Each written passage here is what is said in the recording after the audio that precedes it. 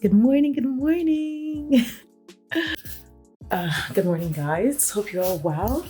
Today, I am going to be doing a flight review on Airpeace. I'm flying from London Gatwick, South Terminal, going to Lagos, Nigeria.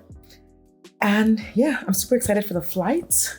Hopefully by now you've seen my review from Lagos to London, and I'm hoping my experience is quite consistent or even better than what I experienced before. I won't lie, I think it's such a great offering for Airpeace to have direct flights into Gatwick.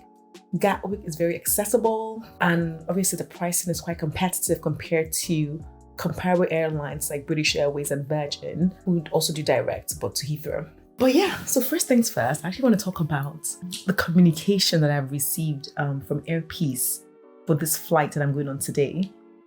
I received 4 emails. I received 4 emails yesterday from Airpeace. The first email was literally a reminder that, your flight is leaving tomorrow, the time will depart, check-in starts at, 6:30, closes at 9 a.m.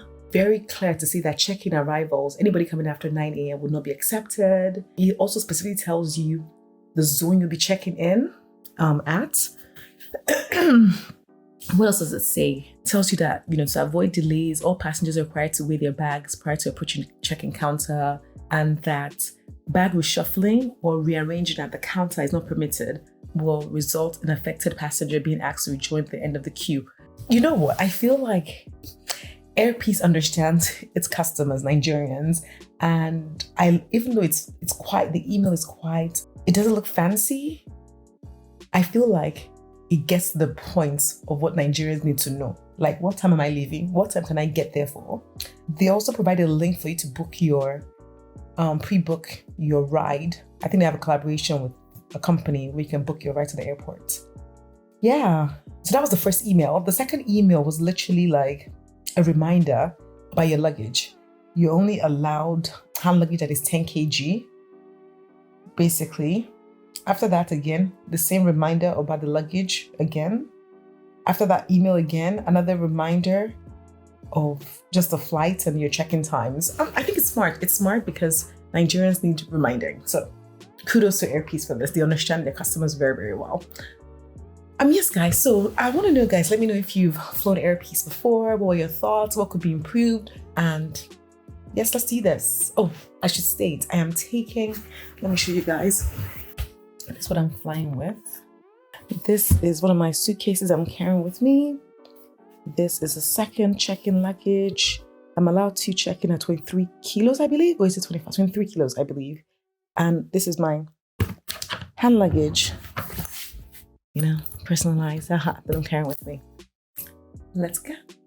Because Airpeace flight departs London Gatwick at 11:10 a.m., the night before, I had pre-booked my Uber to pick me up around 6 a.m. from my home in West London. The ride took approximately an hour and 10 minutes and cost me £105, which is quite expensive, to be honest. If I'd only had one check-in luggage, I would have opted to take the Gatwick Express, which would have cost me just £20.50 from Victoria Station. The walk to the South Terminal only took a few minutes. On arrival, I checked the information screens and saw the Airpeace logo, which directed passengers to check-in Zone K at London Gatwick. As I made my way to Zone K, I noticed a long queue with many African passengers, and I assumed it was for Airpeace. However, there were no labels or signs to confirm this. I joined the line, but I had a question about my luggage. I had an oversized item that couldn't fit inside my main suitcase. I wanted to confirm whether this could count as part of my 2-piece check-in luggage. Unfortunately, no staff members were available to assist, so I waited over 40 minutes in line. While waiting, I couldn't help but wonder why there was no clear signage for Airpeace, as many other passengers kept on asking if they were in the right queue. Eventually, the screens turned on, confirming determine it was indeed the check-in line for Air Peace. When I reached the front, the check-in agent informed me that my oversized item would be charged as an additional piece unless I wrapped it with one of my check bags. I asked if I could return to the front of the queue after addressing this, but she said no. I explained that I'd searched for staff assistance earlier,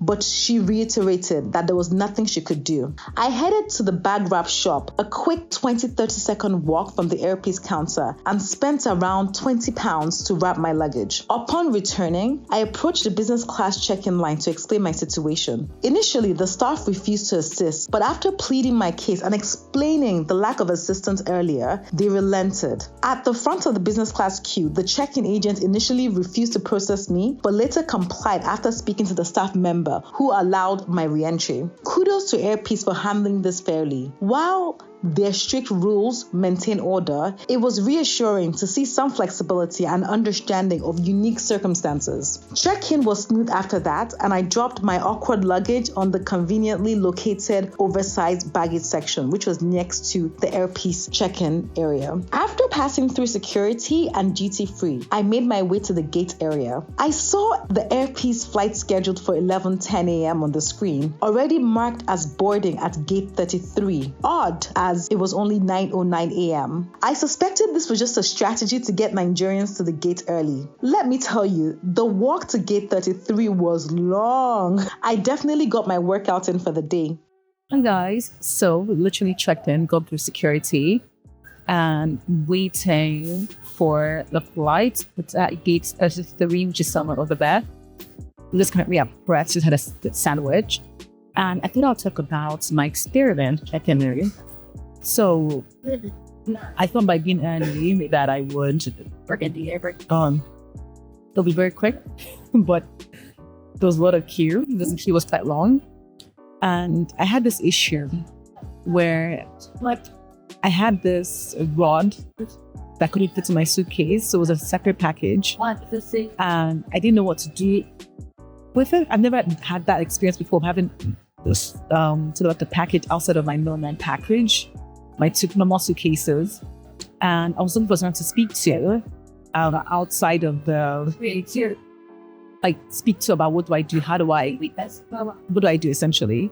But I couldn't find anyone to speak to. So when I got to the front of the queue, the Air Peace queue, essentially the lady was like, no, you have to now wrap it together, like wrap that package with your suitcase, which I have never done in my life before. It was really, really odd. So it's good to know that you can actually do that. So I told her, okay, if I do and wrap it back, can I come to the front of the queue? And she was like, absolutely not. And I was like, oh, so I wouldn't have to wait for another 40, 50 minutes, queued for 40, 50 minutes.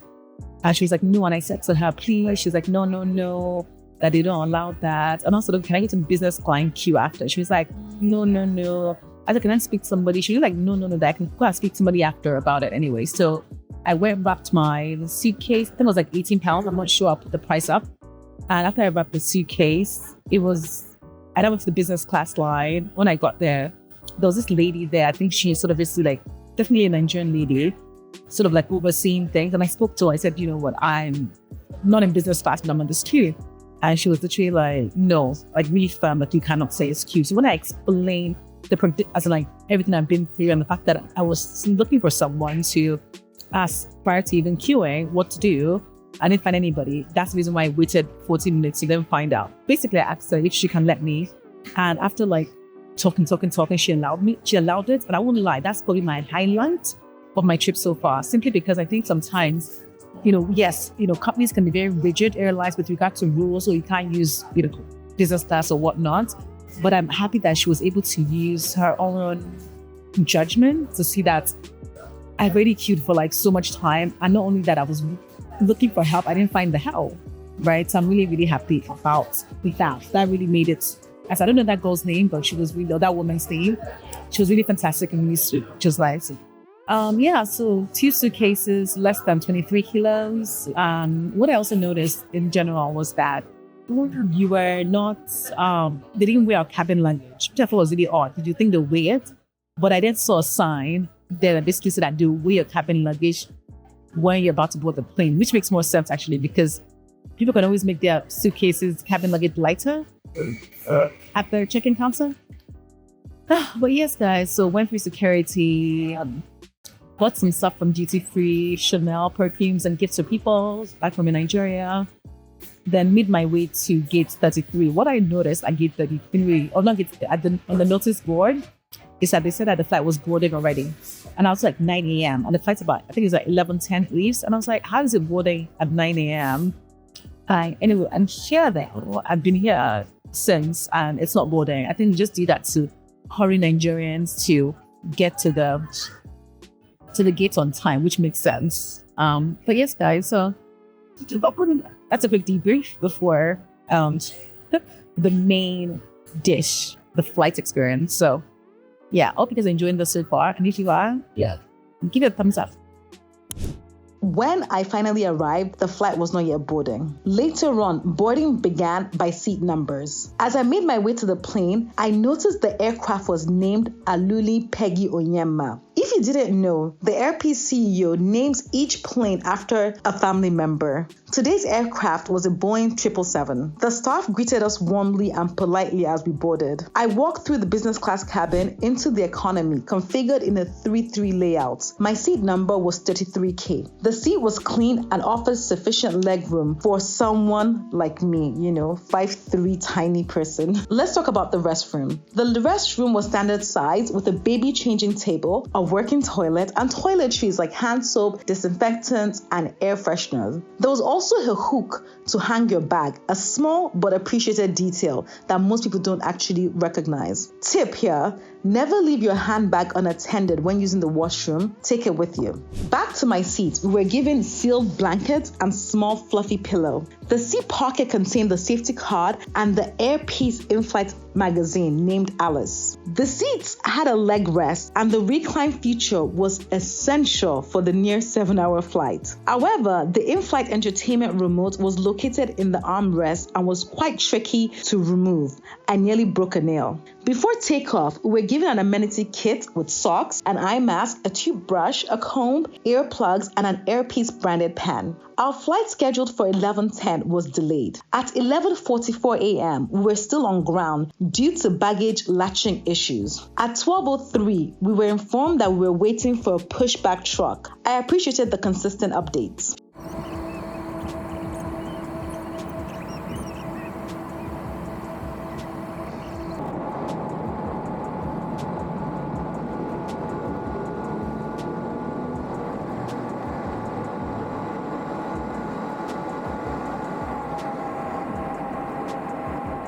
Shortly after takeoff, lunch was served. There were 3 options: semo and egusi, mashed potatoes with beef, and jollof rice and chicken. My neighbor chose semo while I opted for the jollof rice. The meal included a bread roll with butter, a salad, double chocolate mousse for dessert, and plantain chips. I also received water and I ordered white wine. The bread roll was okay, though I would love for Airpeace to serve us some agege bread rolls now. The salad was mediocre, to be honest, so I didn't eat much of it. The jollof rice was decent, but not as good as the outbound flight to Lagos. I'd rate this one 6.5 over 10. The chicken breast was bland, with skin and fat, earning, a 4 out of 10. The dessert, however, was delightful.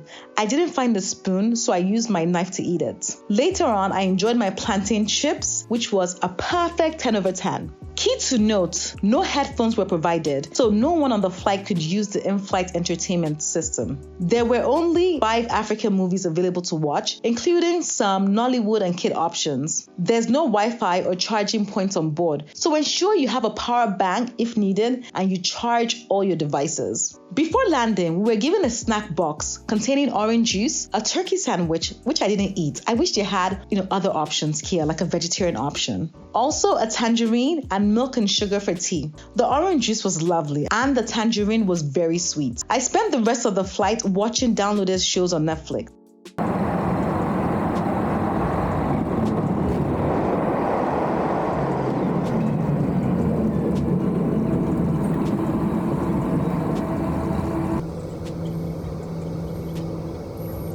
We landed smoothly at Murtala Mohammed International Airport Terminal 2. Immigration was quick and my luggage was assigned to Carousel 1. One thing to note, at Terminal 2, free luggage trolleys are actually limited, so act fast or be prepared to pay for one. My luggage took a while to arrive, but customs didn't hold me up for long, so exit was quick. Final thought, the flight was smooth with excellent piloting and mostly polite staff. While the delays, lack of headphones, no Wi-Fi, and no device charging options were disappointing, the overall experience was good. Thank you guys for watching my Airpiece review. Let me know your thoughts on it. Have you flown Airpiece before? Would you recommend them? What were your highs or your lows? I'd love to hear your thoughts in the comment section. Don't forget to give this video a huge thumbs up and make sure to subscribe. Your girl's trying to get to 100,000 subscribers, so subscribe to your girl for more. Thank you, and I'll see you guys on my next video. Bye!